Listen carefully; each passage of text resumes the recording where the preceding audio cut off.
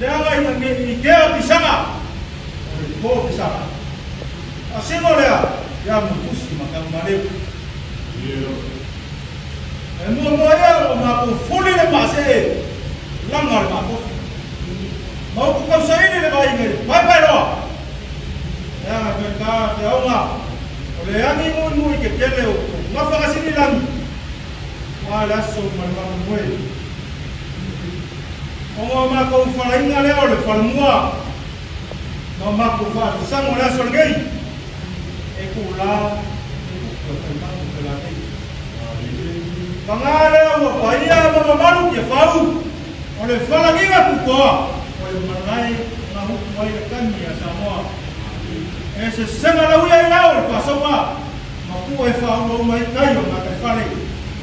E sua aleanga e fua wha mata ka o tampoi. Ngō ia, le kue vihia alele o kapu au mai. Le soifua. O la o fio mai le fongalai. Palingi le kutau lafo o fionga i su tomo o le Palmengi o Samoa o Nisila.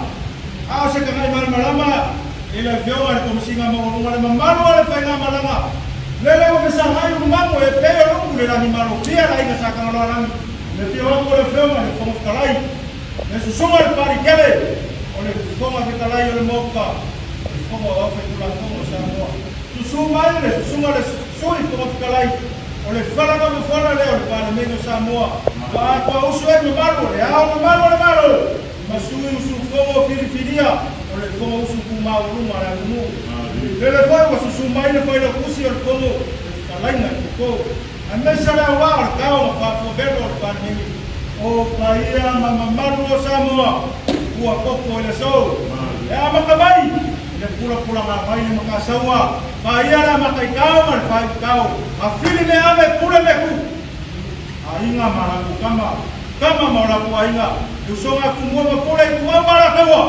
A inga kai marako al fua. A le paia o patiu a roa.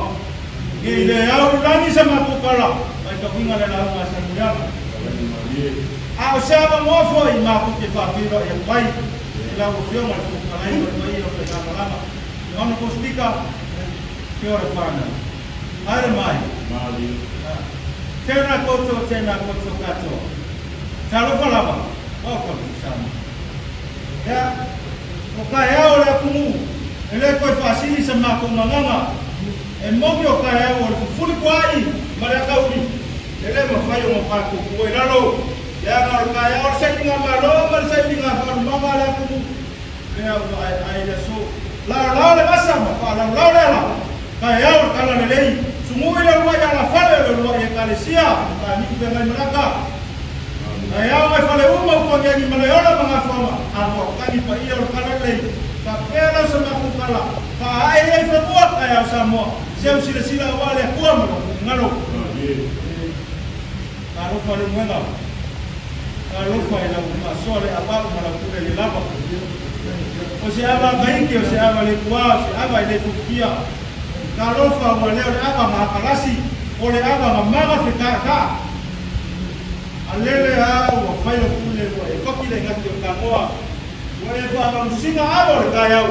Ama ro fitaya. Ya takia kuya ya wanga le ka fofero la ko ke marina. A yule se kula ma musinga e ko ka ko ba mu foi. Na pese kula de ona le fof kalaio pa nege le sila. Kata nipu ya fiona isus koma malu al denge. Kau apa sih apa le fiona kau singa mau rumah malu pada malanga. Jadi wala le rupai kau apa kerja. Kalau singa le apa kau te le fiona kau kalai. Kau kesek wala sul kau kalai. Kau apa sih apa mal fai le. Kau apa le kau rumah. Aku kau sesuatu. Jadi fua mereka kalam. Ahora eso me vamos nueve o fa fumar eso. Waka okwa ile por kalam yo laso mal fam hoy ahora maku kakalo la la foi le lagi ko e lagi me ka foi ia pasia ia au momu le paso wana mali asuma ku fa kala i para me me maro lua ia mo se ai Samoa